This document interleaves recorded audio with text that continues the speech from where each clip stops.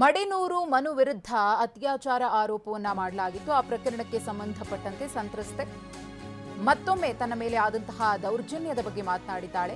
ಹುಷಾರಿಲ್ಲದವಳಿಗೆ ಕುಡಿಸಿ ಲೈಂಗಿಕ ದೌರ್ಜನ್ಯವನ್ನೇ ಎಸಗಲಾಗಿದೆ. ನನ್ನ ಖಾಸಗಿ ವಿಡಿಯೋ ಮಾಡಿಕೊಂಡಿದ್ದಾನೆ. ಕಾಮಿಡಿ ಕಿಲಾಡಿ ಮನು ವಿರುದ್ಧ ಸಂತ್ರಸ್ತೆ ಮತ್ತೆ ಆರೋಪಿಸಿದ್ದಾರೆ. ನನ್ನ ಮನೆಗೆ ಬಂದಿರುವುದಕ್ಕೆ ಸಾಕ್ಷ್ಯಗಳು ಇವೆ. ನನ್ನ ಮನೆಗೆ ಬಂದು ಕುಡಿಸಿ ಲೈಂಗಿಕ ದೌರ್ಜನ್ಯವನ್ನ ಎಸಗಲಾಗಿದೆ. ಇದರಲ್ಲಿ ಷಡ್ಯಂತ್ರ ಎಲ್ಲಿಂದ ಬರುತ್ತೆ ಹೇಳಿ ಎಂದಿದ್ದಾಳೆ ಸಂತ್ರಸ್ತೆ. ಏನು ಘಟನೆ ನಡೆದಿದೆ, ಅವನು ಲೈಂಗಿಕ ದೌರ್ಜನ್ಯ ಮಾಡಿ ಬಲವಂತವಾಗಿ ಹುಷಾರಿಲ್ಲದೆ ಇದ್ದವಳಿಗೆ ಕುಡಿಸಿ ಖಾಸಗಿ ವಿಡಿಯೋ ಏನು ಮಾಡ್ಕೊಂಡಿದ್ದಾನೆ, ಆ ಖಾಸಗಿ ವಿಡಿಯೋಗೋಸ್ಕರ ಬಂದಿಲ್ಲಿ ಕಂಪ್ಲೇಂಟ್ ಕೊಟ್ಟಿದ್ದೀನಿ ಅಷ್ಟೇ ಹೇಳಿದರೆ ಸರಿ ಹೋಗ್ತಿತ್ತು.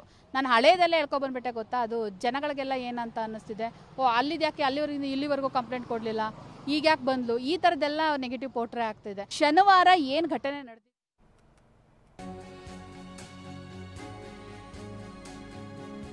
ಬೆಂಗಳೂರಿನಲ್ಲಿ TV9ಗೆ ಸಂತ್ರಸ್ತೆ ಎಕ್ಸ್ಕ್ಲೂಸಿವ್ ಹೇಳಿಕೆಯನ್ನ ಕೊಟ್ಟಿದ್ದಾಳೆ. ಪತ್ನಿಯಿಂದಲೇ ಮಡೆನೂರು ಮನು ಹಾಳಾಗಿದ್ದಾನೆ. ಹೊರಗಡೆ ಏನ್ ಬೇಕಾದ್ರೂ ಮಾಡ್ಕೋ ಅಂತ ಇದ್ಲು.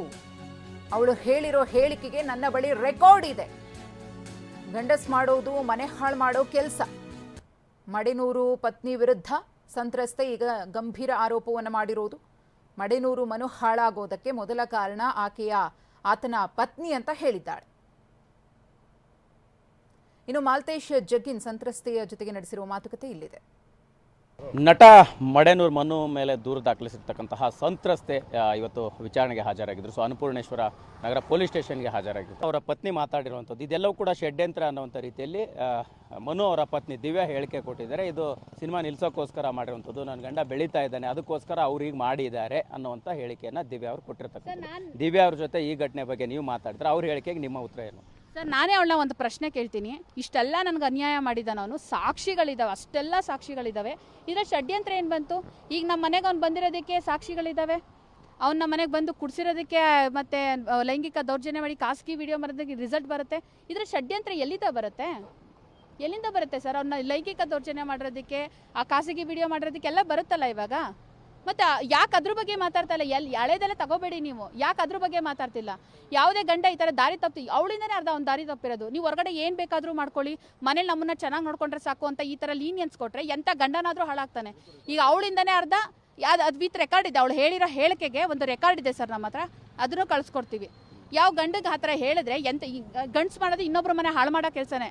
ಅವ್ರಿಗೇನಾಗಿಲ್ಲ, ಇವತ್ತು ಮನೇಲಿ ಬೆಚ್ಚಗಿದ್ದಾರೆ. ಇವತ್ತು ನನ್ನ ಜೀವನ ಹಾಳಾಗಿರೋದು, ಅದಕ್ಕೆ ನಾನು ಬಂದು ಬೀದಿಲಿ ನಿಂತಿದ್ದೀನಿ ಇಷ್ಟೇ.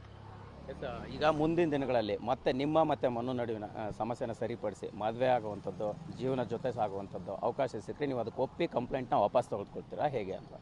ಇಲ್ಲ ಸರ್, ನಾನು ಕಂಪ್ಲೇಂಟ್ ವಾಪಸ್ ತಗೊಳ್ಳಲ್ಲ. ಯಾಕೆಂದರೆ ಅವ್ನು ಮುಂಚೆನೇ ಹೇಳಿದ್ದಾನೆ, ಈ ಥರ ಪ್ರಚಾರ ಆಗಿ ನಿನ್ನನ್ನು ನಾನು ಮದುವೆ ಆಗೋ ಪರಿಸ್ಥಿತಿ ಬಂತು ಎಲ್ಲರ ಮುಂದೆ ಅನ್ನೋದಾದರೆ ನಿಂಗೆ ನರಕ ತೋರಿಸ್ತೀನಿ ಅಂತ ಹೇಳಿದ್ದಾನೆ. ಆ ಕಾರಣಕ್ಕೋಸ್ಕರ ನಾನು ಒಪ್ಕೊಳ್ಳಲ್ಲ. ಕಾನೂನು ಪ್ರಕಾರ ಶಿಕ್ಷೆ ಆಗಲೇಬೇಕು. ಇನ್ನು ನನ್ನ ಹತ್ರ ಏನಂತ ಅಂದರೆ, ನಾನು ಇಲ್ಲಿ ಓಡಾಡ್ತಲ್ಲಿ ಬ್ಯುಸಿ ಇದ್ದೀನಿ. ತುಂಬ ಸಾಕ್ಷಿಗಳಿದ್ದಾವೆ, ಅದನ್ನೆಲ್ಲ ನಾನು ನೀಟಾಗಿ ಕಳಿಸ್ಕೊಡ್ತೀನಿ, ನಿಧಾನವಾಗಿ ಎಲ್ರಿಗೂ ಕಳಿಸ್ಕೊಡ್ತೀನಿ. ಆಕೆ ಮಾತಾಡಿರೋಂಥ ಹೇಳಿಕೆನೂ ಇದ್ದಾವೆ, ಅವ್ನು ಮಾತಾಡಿದ್ರೆ ಇನ್ನೂ ತುಂಬ ಇದ್ದಾವೆ, ಅದನ್ನೆಲ್ಲ ನಾನು ಕಳಿಸ್ಕೊಡ್ತೀನಿ. ಇದಿಷ್ಟು ನಟಿ ಸಂತ್ರಸ್ತೆ ಅವರ ಮಾತಾಗಿರ್ತಕ್ಕಂಥದ್ದು. ಕ್ಯಾಮ್ರಾ ಪರ್ಸನ್ ಜಗನ್ ಜೊತೆ ಮಾಲ್ತೇಶ್ ಜಗ್ಗಿನ್, TV9 ಬೆಂಗಳೂರು.